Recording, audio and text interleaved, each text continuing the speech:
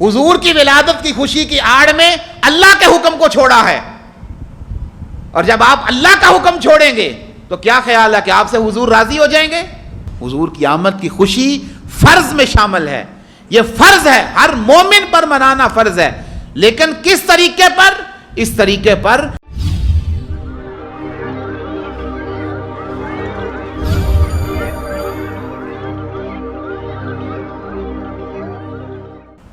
ہمارے یہاں اہل سنت جو بریلوی مکتبہ فکر ہے، وہاں سے یہ آواز اٹھتی ہے کہ جی خوشیاں منانے کے طریقے ہیں، آپ منائیں جو مرضی کریں، لیکن میں آپ کو بتانا چاہتا ہوں، بڑی توجہ سے بات سنیے گا۔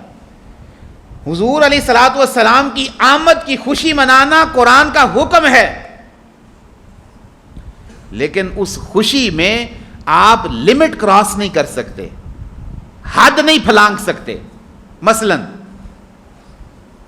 حضور کی ولادت کی خوشی میں آپ اپنے گھر کو سجا رہے ہیں، ٹھیک ہے، لیکن اگر اس گھر سجاتے ہوئے آپ کی کوئی نماز رہ گئی تو اس کا کوئی فائدہ نہیں۔ اب سمجھ آ رہی بات؟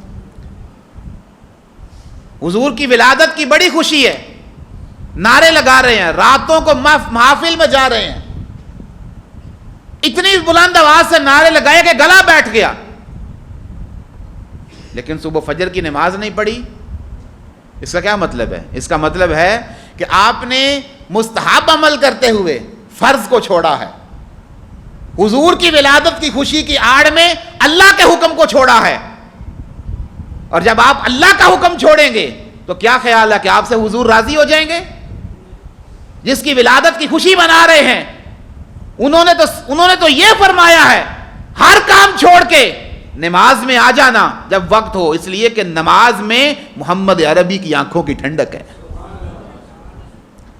انہوں نے تو یہ کہا ہے، انہوں نے تو یہ کہا کہ دشمن تمہارے سامنے ننگی تلوار لے کر کھڑا ہے، میدان جنگ میں بھی ہو پھر بھی نماز معاف نہیں، کھڑے ہو کر نہیں پڑھ سکتے بیٹھ کر پڑھو، بیٹھ کر نہیں پڑھ سکتے لیٹ کر پڑھو، لیٹ کر نہیں پڑھ سکتے اشاروں سے پڑھو، اشاروں سے نہیں پڑھ سکتے خیال میں نماز پڑھو۔ اس حد تک ہے، چھوٹنے نماز چھوڑنے کی تو وجہ ہی کوئی نہیں،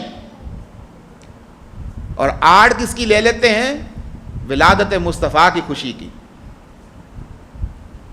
آپ نے بہت اچھا گھر سجا لیا، بہت اچھا بازار سجا لیا، لائٹنگ کر لی، دنیا دیکھنے آ گئی، اس لائٹنگ کو دیکھنے کی آڑ میں اجتماع میں مرد اور عورت جمع ہو جائیں تو کیا خیال ہے اس میں حضور علیہ الصلوۃ والسلام کا حکم آپ نے نظر انداز کیا نا، قرآن کا حکم پردے کا نظر انداز کیا نا، تو جس کی ولادت کی خوشی منا رہے ہیں کیا وہ خوش ہوں گے؟ وہ قطعاً خوش نہیں ہوں گے۔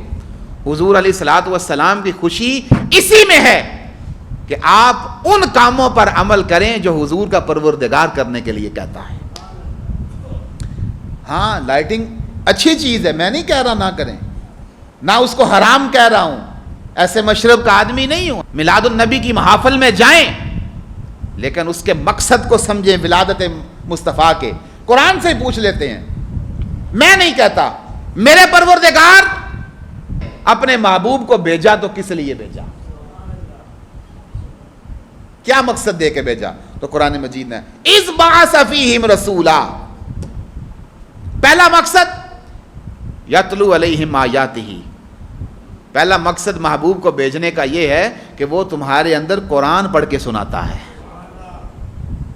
تمہارے اندر کیا کرتا ہے؟ قرآن پڑھ کے سناتا۔ تو پہلا مقصد تلاوت قرآن ہو گیا۔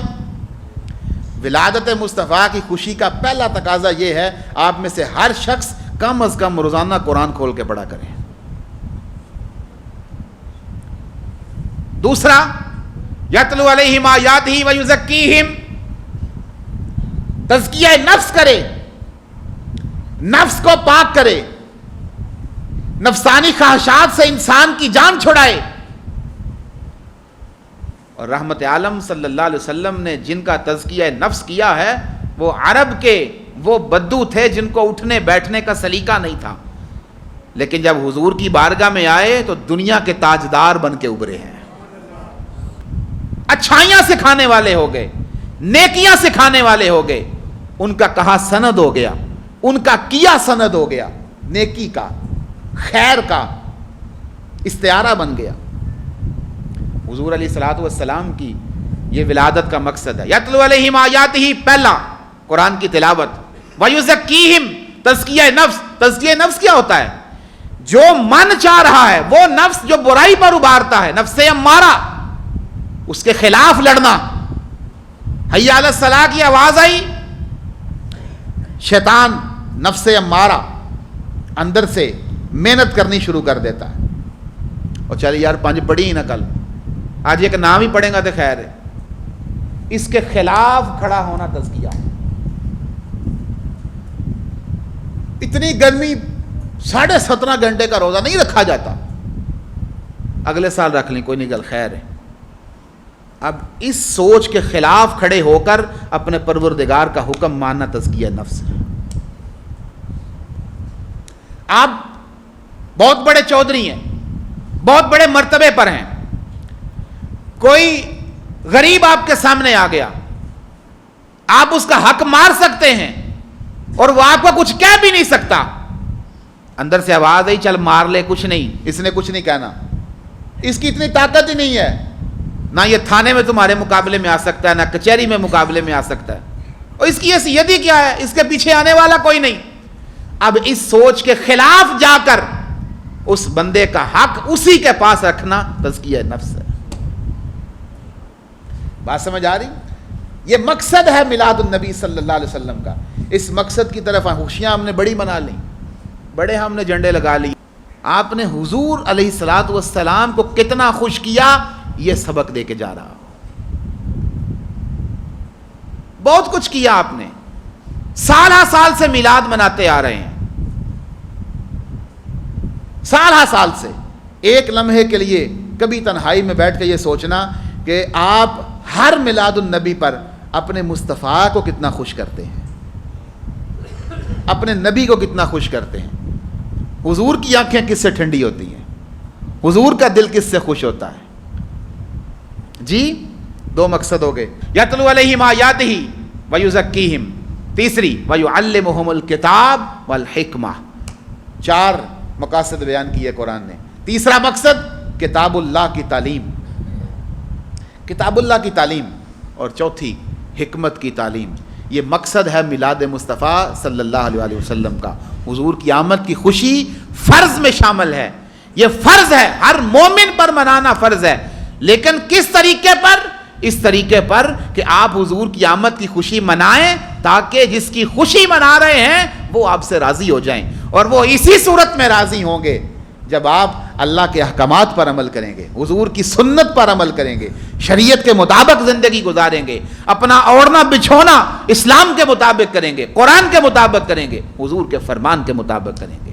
फिर खुशी भी होगी, रहमतें भी बरसेंगी, करम भी होगा, आपके कारोबारों में भी बरकत होगी, घरों में भी बरकत होगी, हर चीज़ में बरकत ही बरकत होगी।